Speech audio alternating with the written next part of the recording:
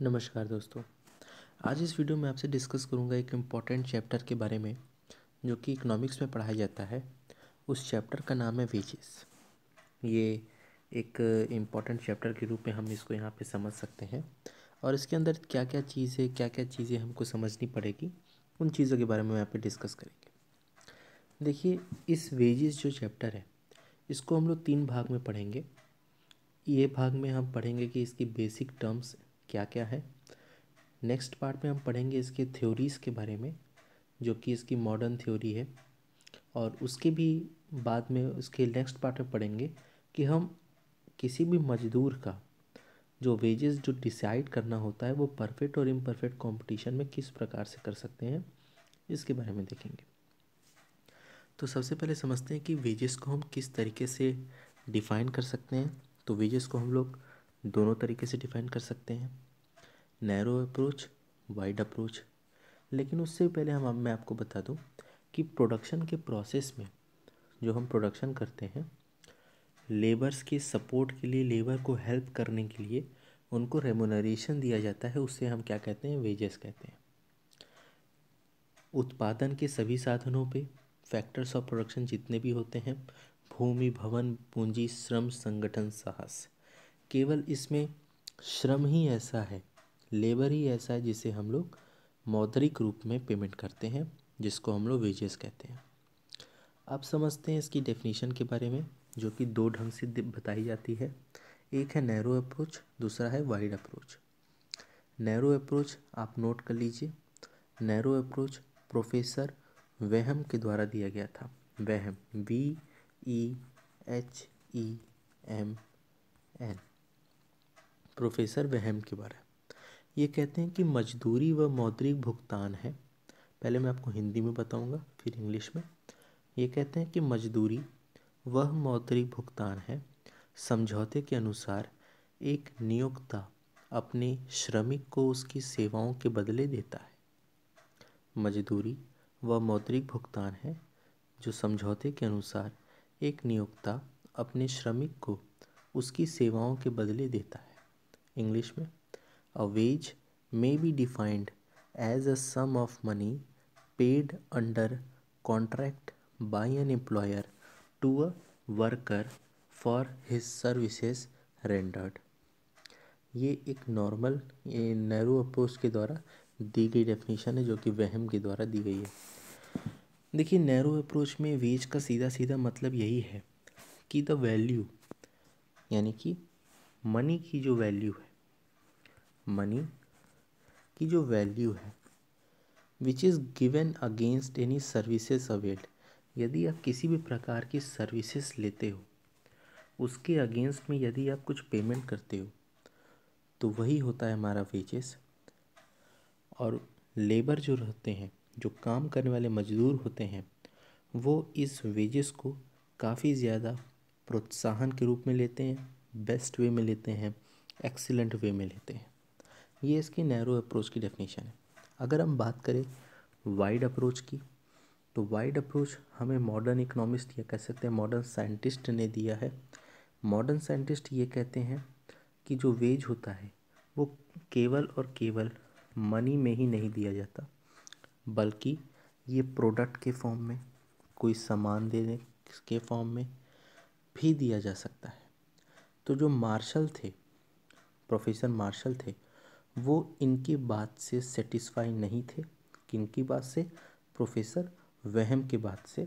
तभी उन्होंने इस प्रकार की बातें कही कि जो मनी है वो मनी के फॉर्म में ही नहीं, और भी काफ़ी फॉर्म्स ऑफ चीज़ें हैं जिसमें हम लोग इस वेजेस को दे सकते हैं अपने लेबर को। तो प्रोफेसर मार्शल के द्वारा दी गई डेफिनेशन आप नोट करना चाहें तो कर लें। वे कहते हैं कि wages are the prices paid for the use of labour. Simple सी डेफिनेशन है कि श्रम के प्रयोग के लिए दी गई कीमत मजदूरी है। अब हम समझते हैं कि वेजेस के प्रकार कितने प्रकार के हैं, यानी कि टाइप्स ऑफ वेजेस कितने तरीके के हैं। तो there are 2 types of wages. एक है आपका नॉमिनल वेजेस और दूसरा है आपका रियल वेजेस। यदि हम नॉमिनल वेजेस की बात करें, तो जब भी वेजेस किसी लेबर को मनी के फॉर्म में दिया जाता है, उसे हम लोग कहते हैं मनी वेजेस या कह सकते हैं नॉमिनल वेजेस। नॉमिनल वेजेस का ही दूसरा नाम मनी वेजेस है। ये काफ़ी ज़्यादा पॉपुलर होता है लेबर यूनियन के प्रति।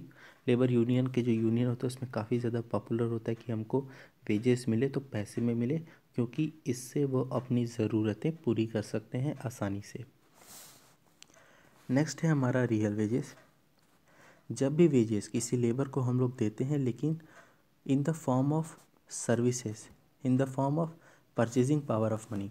जैसे कि एग्जांपल के रूप में कि कोई एक पर्सन को 10,000 रुपये महीना का हम दे रहे हैं, किसी कंपनी के द्वारा उसे 10,000 रुपये मिल रहा है, लेकिन उसी के साथ साथ उसको फ्री चिल्ड्रन एजुकेशन, उसके बच्चों के लिए पढ़ाई, घर खर्च, घर पूरा मेडिकल फैसिलिटीज़ भी दिया जा रहा है। तो ये एक तरीके का रियल वेजेस हो गया कि मतलब उसकी अदर ज़रूरतें भी पूरी की जा रही हैं, तो वो रियल वेजेस के रूप में आ जाएगा।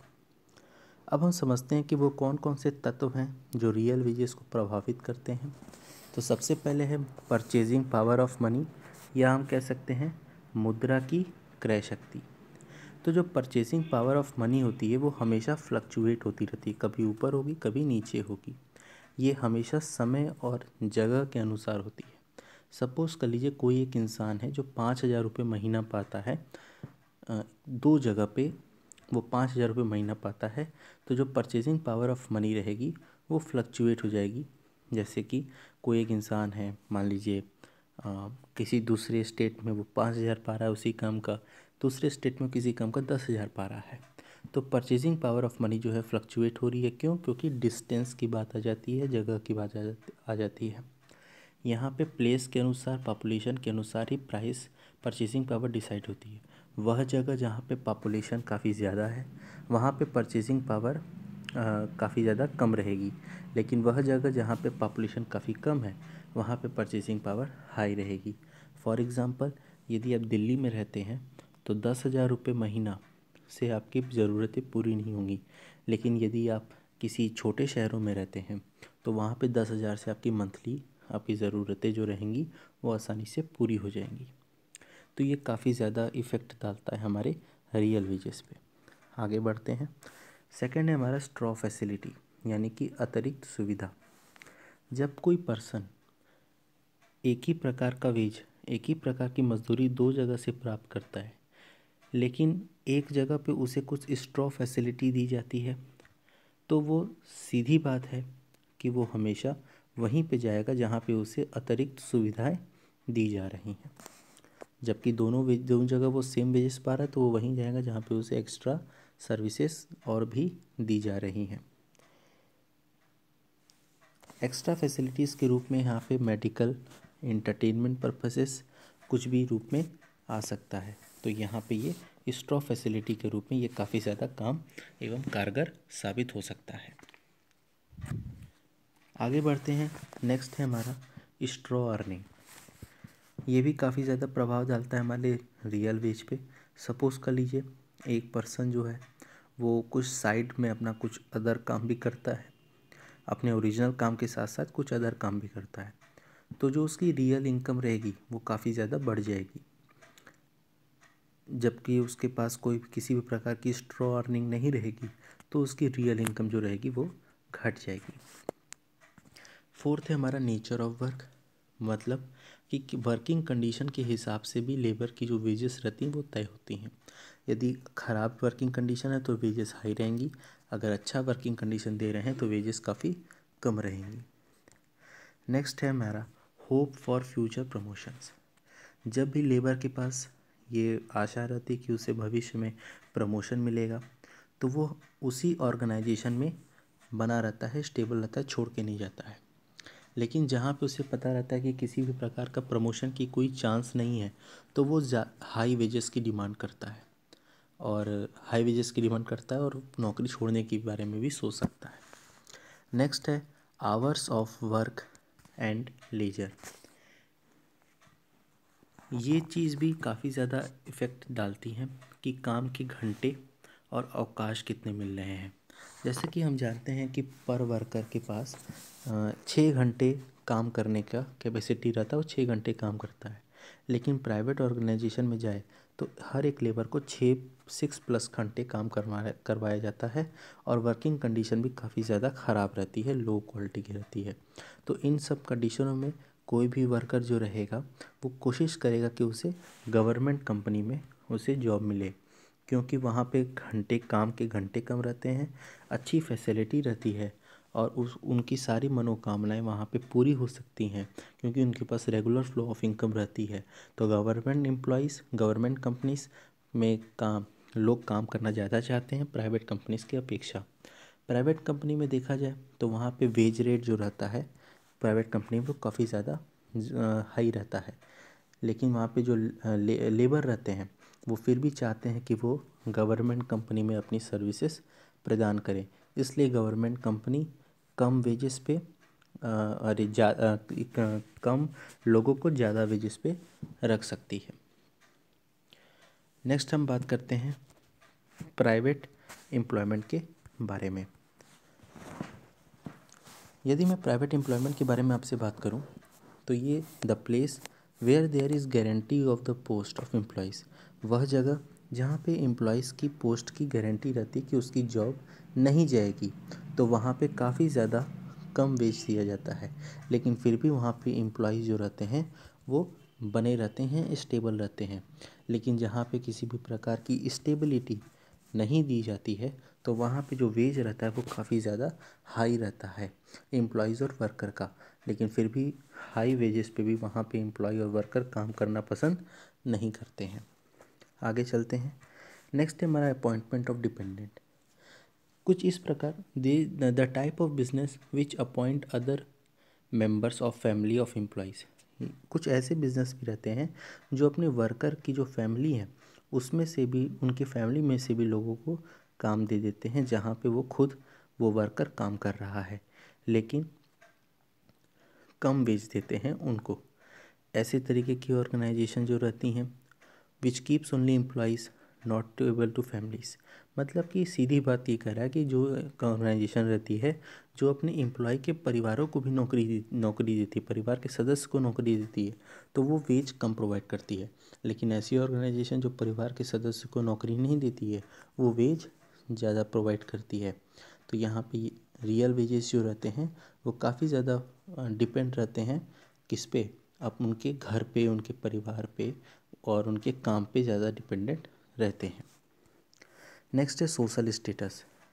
सोशल स्टेटस का मतलब है the place where employ receive public respect there employ ready to work on low wages rate also, मतलब कि कोई ऐसी जगह पे अगर कोई आप काम कर रहे हो जहाँ पे आपको रिस्पेक्ट दी जा रही है तो आप वहाँ पे कम वेजेस पे भी काम करना पसंद करोगे, लेकिन ऐसी जगह जहाँ पे आपको रिस्पेक्ट नहीं दी जा रही है वहाँ पे आप ज़्यादा वेजेस पे भी काम करना पसंद नहीं कर सकते हो। तो ये सब चीज़ें भी हमको यहाँ पे ध्यान में रखनी चाहिए, क्योंकि ये फैक्टर्स हैं जो प्रभावित करते हैं कि आपका वेज ज़्यादा रहेगा कि आपका वेज कम रहेगा। आगे चलते हैं। लास्ट है हमारा पीरियड ऑफ ट्रेनिंग। कुछ ऑर्गेनाइजेशन में सपोज़ कर लीजिए कि पीरियड ऑफ ट्रेनिंग काफ़ी ज़्यादा रहती है तो वहाँ पे कम लोग इंटरेस्ट अपना दिखाते हैं, लेकिन अगर पीरियड ऑफ ट्रेनिंग कम रहती है तो वहाँ पे ज़्यादा लोग अपना इंटरेस्ट दिखाते हैं। तो ये भी हमारे रियल वेजेस पे काफ़ी ज़्यादा इफ़ेक्ट लाता है। नेक्स्ट टॉपिक है हमारा causes of difference of wage rate. Causes of difference of wage rate, पहला आता है हमारा डिक्रीज इन एफिशिएंसी। इतना मान के चलिए nature does not make everyone effective. प्रकृति जो है वो हर किसी को एकदम अच्छा, एकदम इफ़ेक्टिव नहीं बनाई है। कोई स्पेशलाइज्ड है, कोई अनस्पेशलाइज्ड है, कोई स्किल्ड है, कोई अनस्किल्ड है, लेकिन जो स्पेशलाइज्ड और स्किल्ड है उसको ज़्यादा वेज मिलेगा और जो अनस्पेशलाइज्ड और अनस्किल्ड है उसको कम वेज मिलेगा। यही बात ये कहना चाह रहा है। आगे चलते हैं नेचर ऑफ वर्क पे। जो वर्क काफ़ी ज़्यादा रिस्क, जिस वर्क में काफ़ी ज़्यादा रिस्क इन्वॉल्व रहता है उसकी जो वेज रहती है वो काफ़ी ज़्यादा हाई रहती है, और जिसमें रिस्क कम रहता है उसकी जो वेज रेट भी रहती है वो काफ़ी ज़्यादा कम रहती है। नेक्स्ट है मोबिलिटी ऑफ लेबर। कुछ लेबर ऐसे होते हैं जो अपने काम को मतलब who do not want to go for work by living behind their own home, मतलब अपने घर को छोड़ के वो कहीं काम करने जाना पसंद नहीं करते, वो अपने घर में ही रहना चाहते हैं। तो इसके कारण वो अपने घर में अगर रहना चाहते हैं तो इस केस में उनका जो वेज रहेगा वो उनको प्राप्त ही नहीं होगा, तो इस वेज में डिक्रीज़ हो जाएगा। और लेकिन अगर वो काम करना बाहर ज़्यादा पसंद करते हैं, मोबिलिटी रहता है, मोबिलिटी ऑफ लेबर होता है, तो उन वेज प्राप्त करेंगे तो ऑटोमेटिकली बात है उनके घर में जो वेजेस का रेशियो है वो बढ़ जाएगा। आगे चलते हैं, मेल लेबर, ये कॉन्सेप्ट इम्पॉर्टेंट है। देखिए, लेबर दो तरीके के होते हैं, एक मेल होता है और एक फीमेल होती हैं। दो तरीके के लेबर होते हैं।